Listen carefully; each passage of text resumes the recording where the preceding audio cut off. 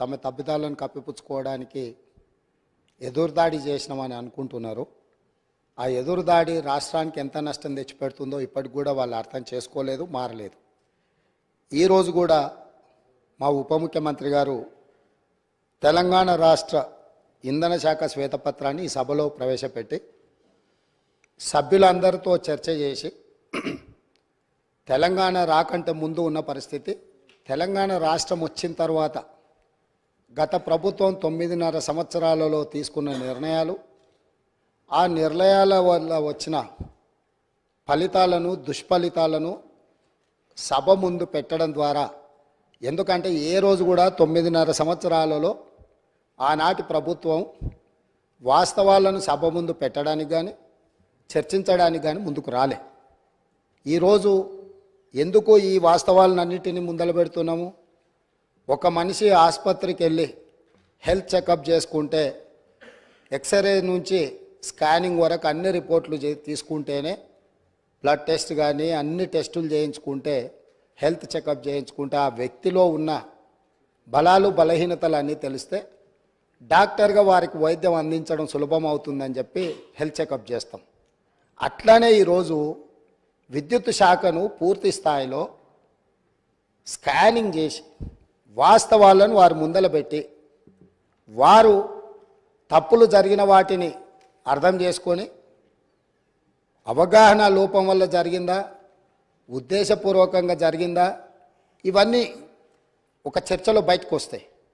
కాకపోతే వాస్తవాలను ఒప్పుకొని హుందాగా 10 సంవత్సరాలు పరిపాలన చేసిన అనుభవం ఉంది మాకని పదే పదే చెప్తారు. ఆ అనుభవాన్ని ఇప్పుడైనా తెలంగాణ రాష్ట్రంలో విద్యుత్ సరఫరాలో, విద్యుత్ ఉత్పత్తిలో సామర్థ్యాన్ని పెంచుకోవడానికి వారు ఉపయోగించుకుంటే బాగుండేది. నేను సూటిగా 3 అంశాలను ప్రస్తావించదలుచుకున్నా. మాజీ మంత్రి జగదీశ్వర్ రెడ్డి గారు ప్రభుత్వానికే సవాల్ విసిరిండ్రు, మీరు విచారణకు ఆదేశించండి, మేము సిద్ధంగా ఉన్నామని.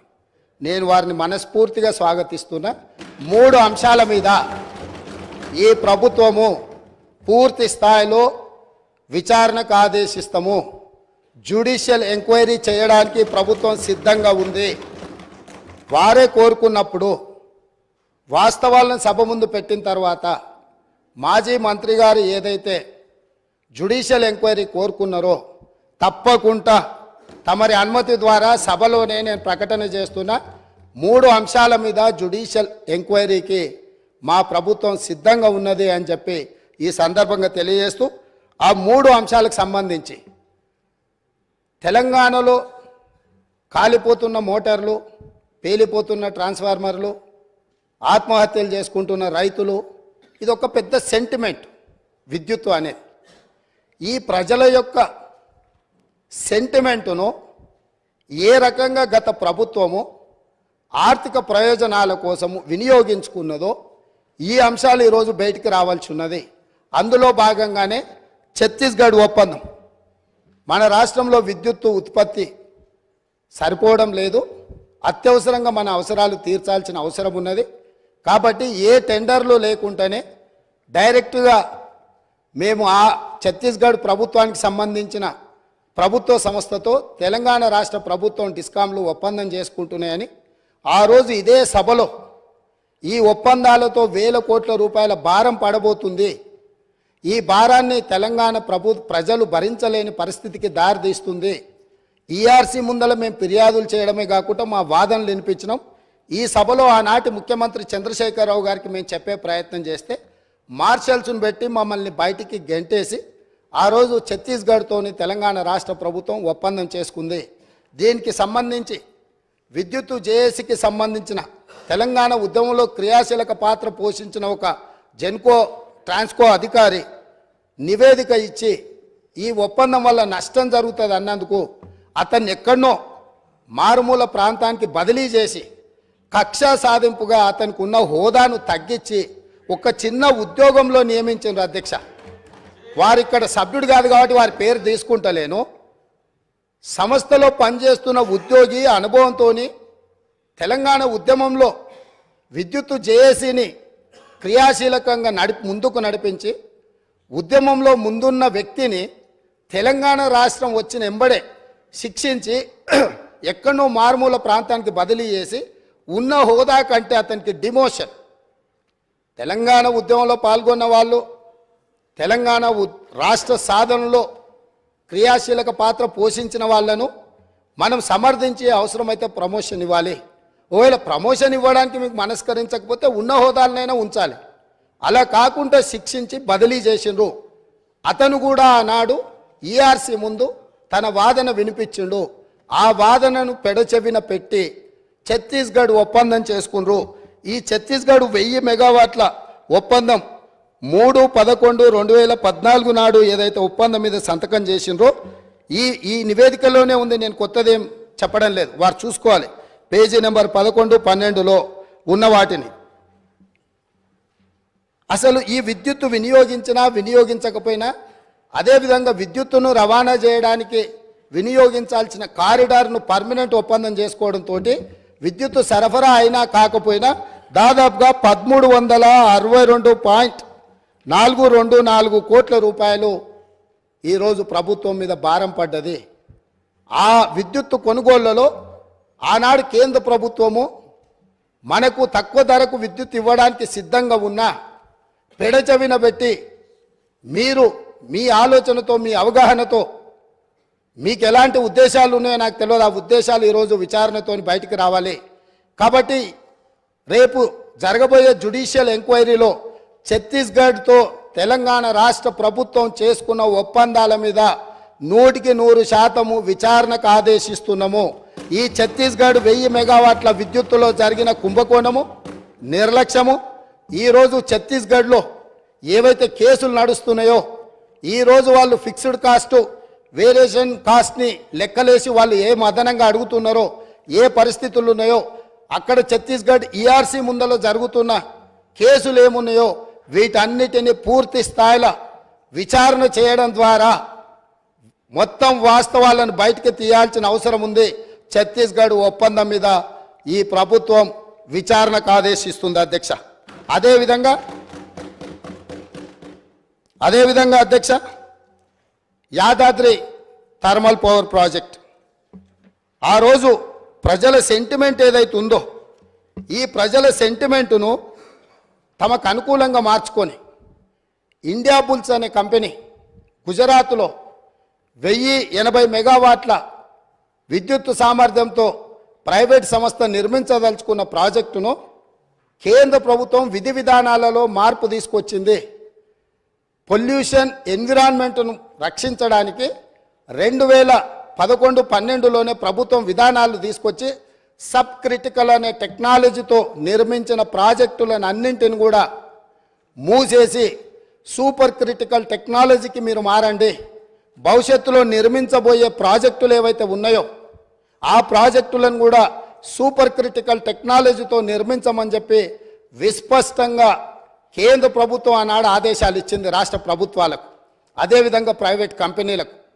అందుకోసము సూపర్ క్రిటికల్ టెక్నాలజీ ఉంటేనే 2013 తర్వాత ప్రాజెక్టులు నిర్మించాల్సిన నిబంధనలు ఉండడంతో గుజరాత్కు సంబంధించిన ఇండియా బుల్స్ అనే కంపెనీ BHELకు ఆల్రెడీ సబ్ క్రిటికల్ టెక్నాలజీతో పర్చేజ్ ఆర్డర్ ఇచ్చున్నది కాబట్టి ఆ కాలం చెల్లిపోయిన సాంకేతిక పరిజ్ఞానంతో ఆ ప్రాజెక్టు నిర్మించడానికి అవకాశం లేదని తెలిసి ఆ ఇండియా బుల్స్ కంపెనీ BHELకు మా డబ్బులు మాకు వాపసు ఇవ్వండి అని అంటే, మీరు ఆల్రెడీ కొనుగోలు ఒప్పందం చేసుకున్నారు, డబ్బులు చెల్లించారు, మీకు తిరిగి ఇవ్వడానికి కుదరదు. ఎవడైనా తలమాసినోడు ఇది కొనుక్కునేటోడు దొరికితే వాడిని తీసుకొచ్చి మాకు అప్పచెప్పండి, ఆ తలమాసినోడి దగ్గర మేము డబ్బులు తీసుకొని మీ డబ్బులు వెనక్కిస్తామని వాళ్ళు అంటే, తెలంగాణ ప్రభుత్వం నేనున్నా వాళ్ళని వీళ్ళని ఎందుకు ఎత్తుకుంటారు అని చెప్పి వీళ్ళు పోయి ఒక ప్రైవేట్ కంపెనీ మునుగాల్చిన సబ్ క్రిటికల్ టెక్నాలజీతో నిర్మించాల్సిన పవర్ ప్రాజెక్టును కాలం చెల్లిపోయిన దాటి మాకు అత్యవసరం ఉంది, 2 సంవత్సరాలనే పూర్తి చేస్తామని ఇదే సభలో ఇక్కడి నుంచి ఆనాటి సభానాయకుడు సభ ముందల దబాయించి మేము చెప్పినాం ఆ రోజు. మీరు కావాలంటే పాత రికార్డులు తిరిగే చూడండి. ఇది సబ్ క్రిటికల్ టెక్నాలజీకి కాలం చెల్లిపోయింది, ఇది ప్రపంచంలో ఎక్కడ మనుగడ సాధిస్తలేదు, దీంతో కాలుష్యం వస్తుంది, విద్యుత్ ఉత్పత్తి సామర్థ్యం తగ్గుతుంది, తద్వారా నష్టము, దీన్ని వద్దు అని మేము చెప్తే ఖచ్చితంగా నేను చేస్తా, 2 ఏళ్లలో పూర్తి చేస్తా అని వారు చెప్పడం జరిగింది అధ్యక్ష. 2 ఏళ్లలో పూర్తి చేయలే అధ్యక్ష భద్రాద్రి పవర్ ప్రాజెక్ట్. 7 ఏళ్ళు పట్టింది భద్రాద్రి కోసం. 7 ఏళ్లలో 4 × 270 1080 మెగావాట్స్. 2 సంవత్సరాలలో 6,75,00,000 ప్రతి మెగావాట్కు ఖర్చు పెట్టి ప్రాజెక్టు నిర్మిస్తామని ఒప్పందం చేసి ఈ ఒప్పందాన్ని మొదట్లో తక్కువ చూపించి ఈ ప్రాజెక్టు నిర్మాణం ప్రాజెక్టు వ్యయం 9,74,00,000 రూపాయలు పర్ మెగావాట్ అయింది అధ్యక్ష. ఇది పూర్తయ్యే వరకు 7 సంవత్సరాలు పట్టింది. అత్యవసరంగా మనకు అవసరాలు ఉన్నాయి, అనుమతులు తీసుకోవడానికి ఆలస్యం అవుతుంది. టెండర్లు పిలిస్తే కూడా ఆ ప్రాసెస్తోనే ఆ 2 నెలలు టెండర్లు పిలిచే కాలం కూడా వృధా అవుతుంది. 2 నెలలు కూడా నేను సమయాన్ని వృధా చేయదలుచుకోలే. ఎన్ని వేల కోట్లు ఖర్చు పెట్టైనా సరే నా రైతులకు విద్యుత్ ఇస్తా అని ప్రజల సెంటిమెంటును ప్రాతిపదిక చేసుకొని ఆనాటి ముఖ్యమంత్రి గారు 6,75,00,000 రూపాయలకే పర్ మెగావాట్ విద్యుత్తు సామర్థ్యంతో ఉత్పత్తి చేస్తామని చెప్పి భద్రాద్రి పవర్ ప్రాజెక్టును కొనుగోలు చేయడం జరిగింది. తద్వారా ఇండియా బుల్స్ కంపెనీకు మేలు జరిగింది, వాళ్ళ డబ్బులు వాళ్ళకు వచ్చినాయి. కానీ ఇది 7 సంవత్సరాలై 9.74 కోట్లతోనే ఈరోజు ప్రాజెక్టు పూర్తయింది. ఈరోజు ఇది ఉత్పత్తి కూడా సరైన విధంగా లేకపోవడం వల్ల సేమ్ టైం కేటీపీఎస్ ఇదే ప్రభుత్వంలో ఉన్న 7వ దశ 48 నెలల్లో సూపర్ క్రిటికల్ టెక్నాలజీతో, అది సబ్ క్రిటికల్ టెక్నాలజీ, ఆ టెక్నాలజీ కాలం చెల్లిపోయింది. మామూలుగా కంప్యూటర్లు లేకపోతే పాతకాలం నోకియా ఫోన్లు కాలం చెల్లిపోయినాక మనం బయట వాడేస్తాం, ఎందుకు ఉపయోగం లేదు అని, మన పాత బట్టలు పడేసినట్టు. అట్లాంటి పడేసిన వాటిని దాదాపుగా 10,000 కోట్లు పెట్టి నిర్మాణం చేసి తెలంగాణను నిండా ముంచిన్రు. అదే సమయంలో కేటీపీఎస్ 7th ఫేజ్ 48 నెలలల్లా సూపర్ క్రిటికల్ టెక్నాలజీతోని 8.01 కోట్ల రూపాయల ఖర్చుతో పర్ మెగావాట్ విద్యుత్తును ఉత్పత్తి చేసింది అధ్యక్ష. అంటే ఏ రకంగా ఇందులో 1,000 కోట్ల రూపాయల దోపిడీ జరిగిందో భద్రాద్రి పవర్ ప్రాజెక్టును కూడా ఈరోజు జ్యుడిషియల్ ఎంక్వైరీలో 2వ అంశంగా చేరుస్తున్నాం అధ్యక్ష. ఇక 3వది Yadadri thermal power project. Same ఇదే వితండవాదం. ఆ రోజు కూడా చెప్పినాం. సేమ్ సమయంలో ఇతర రాష్ట్రాలు, జార్ఖండ్ లాంటి రాష్ట్రాలు ఇదే కెపాసిటీతో టెండర్లు పిలిస్తే ఇదే బిహెచ్ఎల్ 18% లెస్ కోట్ చేసి అక్కడి టెండర్ తీసుకున్నది. సేమ్ టైం G2G అంటే గవర్నమెంట్ నుంచి గవర్నమెంట్ సంస్థకి ఇస్తున్నాం, అంచనాల రేట్లతో మేము ఇచ్చేస్తాం. ఎందుకు అని అంటే ఇది కూడా 24 నెలల్లో పూర్తి అయిపోతే 24 నెలల ప్రాజెక్టు నిర్మించి యాదాద్రి పవర్ ప్రాజెక్టును పూర్తి చేసి తెలంగాణ మొత్తం వెలుగులు ఇస్తామని చెప్పి ఆ రోజు ఒప్పందం చేశారు. ఎప్పుడు చేసిండ్రు అధ్యక్ష? 1/6/2015 నాడు ఈ ప్రాజెక్టును ఒప్పందం చేసి ఆ రోజు వీళ్ళు చెప్పింది ఏంది అధ్యక్ష? 25,099 కోట్ల రూపాయలు అంటే పర్ మెగావాట్ 6,27,00,000తోటి పర్ మెగావాట్ మేము ఈ ప్రాజెక్టును 24 నెలల్లో పూర్తి చేస్తామని వీళ్ళు చెప్పడం జరిగింది అధ్యక్ష. యాదాద్రి పవర్ ప్రాజెక్టు ఈరోజు ఇంకా పూర్తి కాలే అధ్యక్ష. పోనీ ఏమన్నా ఈ గనులు ఆ జిల్లా నుంచి వచ్చిన మంత్రి గారు పాపం మా మంత్రి వెంకటరెడ్డి గారి మీద ఓ అని దాడి చేస్తుడు. ఆయన మొత్తం రైతుల జీవితాలలో మొత్తం వెలుగులు తీసుకొచ్చినాయి. నీ సొంత జిల్లాలా నీ కూతవేటు దూరంలో ఉన్న మొదలుపెట్టిన ప్రాజెక్టు 2015లో మొదలు పెడితే 2023 వచ్చింది. 8 సంవత్సరాలు పూర్తిగా వస్తుంది. ప్రాజెక్టు పూర్తిగాలే. ఇప్పుడు కూడా 2024-25లో పూర్తి చెయ్యొచ్చు అని అంచనాలు వేస్తున్నారు. దీనికి మీరు నల్గొండ జిల్లా ప్రజలకు క్షమాపణ చెప్పాల్సింది పోయి మంత్రులు ఏది మాట్లాడితే ప్రతి మంత్రి మీద దాడులు చేయడమేనా? అది ఈరోజు దాదాపుగా 6,27,00,000కు మేము చేస్తామని డిపిఆర్ మొదలుపెట్టి ఈరోజు 34,543 కోట్లకు అంచనాలు పెరిగినాయి. దాంతో కూడా పూర్తి కావడం లేదు. 8,64,00,000 రూపాయలకు పర్ మెగావాట్ ఇవాళ పూర్తి చేస్తామని వచ్చింది. కానీ ఇది పూర్తి కాలేదు కాబట్టి ఇది కూడా 9 కోట్ల పైచిల్కు చేరుతుంది. అంటే 6,27,00,000కు పర్ మెగావాట్తో మొదలుపెట్టిన యాదాద్రి పవర్ ప్రాజెక్టు దాదాపుగా 9 కోట్లకు అంచనాలు పెరిగింది, 8 సంవత్సరాలు పట్టింది. అదే సమయంలో ఎన్టీపీసీ రామగుండం ఫేజ్ 1 ప్రాజెక్టును నిర్మిస్తే 7,63,00,000కు మాత్రమే పర్ మెగావాట్తోని ఎన్టీపీసీ పూర్తి చేసింది అధ్యక్ష.